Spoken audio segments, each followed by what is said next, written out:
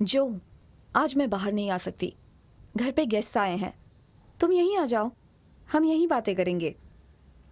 हाँ, आखिर मेरे घर आने में तुम्हें प्रॉब्लम क्या है? आप आ गए।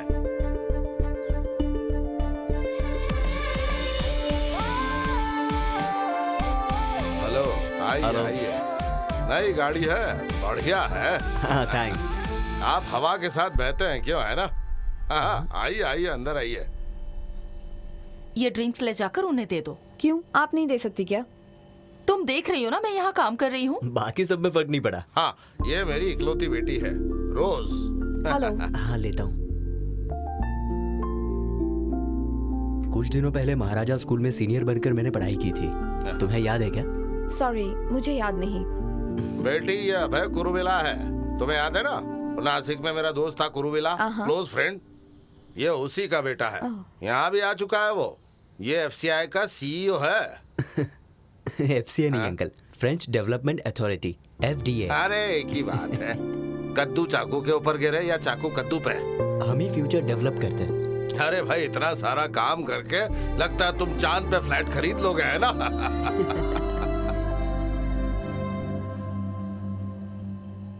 मम्मी, मुझे यहाँ कुछ गड़बड़ लग रही है। अचानक एक मेहमान आता है, मुझे सर्व करने कहते हैं। ऐसा क्यों लगता है कि वो मुझे देखने आया है? अगर तुम्हें पसंद है तो बताओ, हम बात आगे बढ़ाते हैं। आखिर शादी तो करनी है ना? तुम भी ना मॉम। तुम्हें पता है ना, वो लड़का करोड़पति है। पैसा कोई बड़ी चीज नहीं है मम्मी। कहाँ है वो? बड़ी खुश होगी ना वो। किसी अरे गहरे को मुझसे कांटेक्ट दिलवा दिया और खुद बड़ी खुश है। अब क्या हो गया? इतने साल मेहनत करके मैंने जो इमेज बनाई ना, उसका सत्यानाश हो गया। हाँ, अब तो तू खुश है ना? उस फ्रॉड को काम दिलवाकर मेरी बेइज्जती करवा दी तूने। तुझे मुझ पर जरा भी दया नहीं आई। क्या हुआ डैडी? लुल हो गया, दोबारा वो विंडमिल लुल हो गया। अब वो तेरा दोस्त नहीं बचेगा। पता है, एक आदमी की छाती पर गिरी है विंडमिल। अब तू सुन ले, इस प्रोजेक्ट को मैं रोकने वाला हूँ, चाहे कुछ भी हो जाए। अरे भगवान, जरा देखो देखो यहाँ टीवी में क्या हो रहा है। देखो, अपनी आंख से देख लो जरा क्या हो रहा है। अभी तक कोई डिटेल्स नहीं मिली है सुरेश। पता नहीं किस हॉस्पिटल में उस आदमी को लेके गए हैं। पता लगते ही तुम्हें खबर कर देंगे सुरेश। मैं तो कहता हूँ पक्का मर गया होगा वो। जो का पट्टा जरूर जेल जाएगा। अब तक उसने बादाम खाया है, अब चांटे खाएगा। इसके बारे में बात करने के लिए केसीडी के चेयरमैन हमारे साथ फोन से जुड़े हैं। हेलो सर, आप सुन सकते हैं? हाँ बिल्कुल सुन सकता हूँ। सर, दूसरी बार वो विंडमिल नीचे गिर गई। आम जनता की जान की रक्षा करना क्या आपकी जिम्मेदारी नहीं है? और अगर है तो आपने क्या कदम उठाए हैं सर? देखिए, इस हादसे की पूरी जिम्मेदारी कॉन्ट्रैक्टर की है, इसलिए हादसे में जो आदमी घायल हुआ है उसका मेडिकल खर्च, हर्जाना सब कॉन्ट्रैक्टर को ही देना पड़ेगा। इस हादसे से मेरा कोई लेना देना नहीं। अरे हट जा यार, पूरा रास्ता तो खुला है।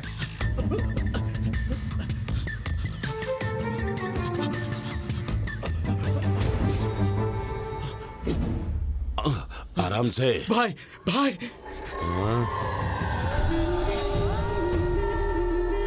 क्या हुआ तुझे? हमें तुरंत हॉस्पिटल जाना पड़ेगा। लेकिन क्यों? विंडमिल हादसे में जिसे भी चोट लगी है उसे सरकार मदद कर रही है। सच में। चलो अच्छा है, हमारे भाई की वजह से हमें फायदा हुआ। अब हम जितना मांगेंगे हमें मिल जाएगा। मिलेगी, सॉलिड मार मिलेगी पुलिस वालों से। मेरी पुरानी सेटिंग ही सही थी। इन नए लोगों के साथ जुड़ना बहुत बड़ी गलती है। अरे ऐसे क्यों बोल रहे हो भाई? अरे बेवकूफ, आगे बोलिए। मेरे ऊपर 10 से 15 केस हैं और अब तक मैं कभी फंसा नहीं हूँ। अगर मैं हॉस्पिटल में एडमिट होता हूँ, पुलिस मुझे तुरंत उठा के ले जाएगी। खूनी और चोरों को पकड़ने के लिए पुलिस के पास टाइम नहीं है। वो मुर्गी चोरों को क्या खाक पकड़ेगी? चुप गंजे, पुलिस से पंगा मत लेना, वो बहुत खतरनाक होते हैं। अपनी अंडी जैसी आंख सिर्फ हमें दिखाते हो। सुनो, मुझे उस कुर्सी पे बैठाओ। हाँ भाई, आ जाओ, चलो भाई, उठाओ। आराम से। इस तरफ तेरा पाप आके पकड़ेगा। मेरा बाप नहीं, मैं आके पकड़ूंगा। जरा संभल कर भाई। चलो।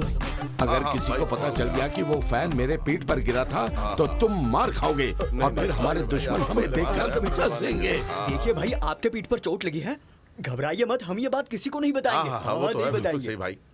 गिरते हुए खंबे को अपनी छाती से रोकने की कोशिश की और इसके वजह से आपके पीठ को थोड़ी चोट लग गई। बस इतना ही हुआ। आपको फिर से चलने में बस 6 महीने लग जाएंगे और बस इसी नुकसान के लिए हम उनसे छोटी सी रकम मांगने वाले हैं। बस इतना ही। जरूरी नहीं है, हम कानूनी ढंग से ही पैसे ले सकते हैं। बिना कानून की मदद लिए और पुलिस की मदद लिए बिना हम धमकी देकर पैसे वसूल लेंगे। धमकी किसे देंगे? जिसने सब्बल से उसे गिराया था। मेरे छोकरों को देखते ही उनको डर लगना चाहिए। मेरा नाम सुनते ही उसकी पैंट गीली होनी चाहिए। चलो आज तो सबक सिखा के रहेंगे। रुको, तुम्हारे मांगते ही अगर उसने पैसे नहीं दिए तो क्या? तो धमकी देकर ही पैसे लेना। ठीक है भाई।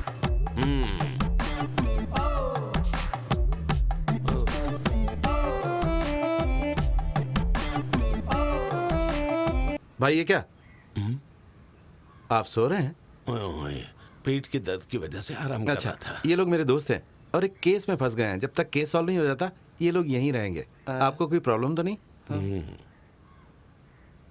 केस क्या है? अब तो बता ना। अब तो भाई केस क्या है? बलात्कार का केस है, एक लड़की के साथ। ये कहाँ पर हुआ था? वो फ्लैट में हुआ। हाँ? देखिए भाई, आजकल ये केस तो फ्लैट में ही होता है। आओ इधर आओ। एक मिनट रुको। जब भी फुर्सत मिले मुझसे मिलने आना।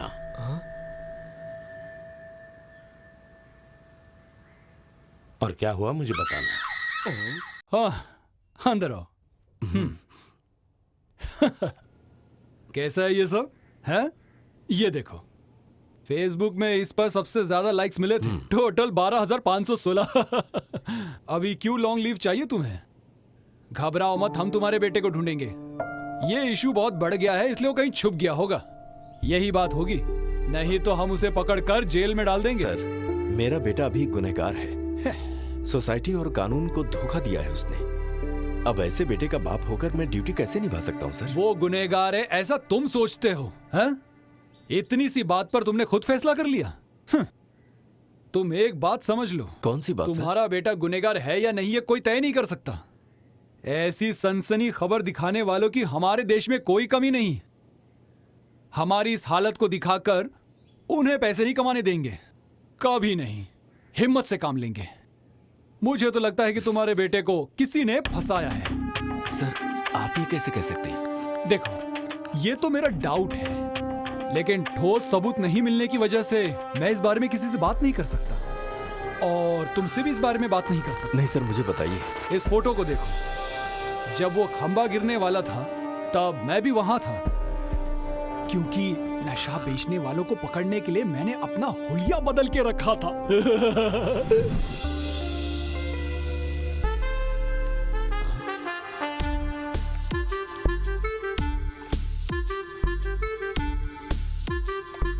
अब्बास,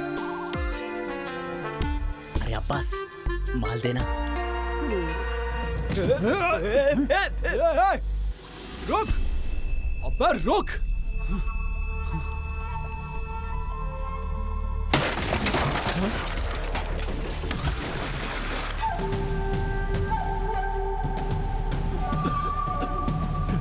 यहाँ जो आवाज सुनाई दी थी वो किसकी थी? वो विंड मिल का खंभा टूट गया, उसकी वजह से एक आदमी को चोट आई है, उसे इस रास्ते से ले गए।